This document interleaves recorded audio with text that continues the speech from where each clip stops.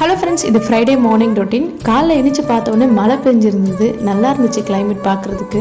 என்னதான் மழை பெஞ்சாலும் இடி இடிச்சாலும் நம்ம வேலை நிற்குமா நிற்காது. அதனால கிச்சனுக்குள்ளே போய் என் வேலையை நான் பார்க்க ஆரம்பிச்சிட்டேன். நம்மளே ஏதோ ஒரு வேகத்தில் சுறுசுறுப்பாக வேலை செய்யணும்னு நினச்சாலும் சில சுச்சுவேஷன்ஸ் வந்து மட்டும் அந்த மாதிரி தான் இன்றைக்கி எனக்கு சிலிண்டர் காலி ஆயிடுச்சு. ஸோ அதை ஃபிக்ஸ் பண்ணிவிட்டு அதை நோட் பண்ணி வச்சுட்டேன். இந்த மாதிரி யாருக்கெல்லாம் நோட் பண்ணி வைக்கிற பழக்கம் இருக்குன்னு கமெண்ட் செக்ஷனில் கமெண்ட் பண்ணுறேங்க. மார்னிங் டிஃபனுக்கு வந்து இட்லியும் நைட் வச்சு குழம்பு இருந்துச்சு. அதை சூடு பண்ணி மேனேஜ் பண்ணிட்டோம். என் டே ஸ்டார்ட் ஆகிறதே கிச்சனுக்குள்ளே ஒரு டீயோடு தான். இன்றைக்கி டீ இல்லாமல் டிஃப்ரெண்ட்டாக காஃபி குடிக்கணும்னு தோணுச்சு. அதனால் காஃபி போட்டு குடிச்சிட்ருக்கேன். ஆஃப்டர்நூன் லஞ்சுக்கு வந்து காராமணிக்காய் பொரியலும் அதுக்கப்புறம் வந்து பருப்பு மாங்காய் போட்டு கடைஞ்சிக்கலாம்னு சொல்லிட்டு அதுக்கான வேலையை தான் பார்த்துட்ருக்கேன்.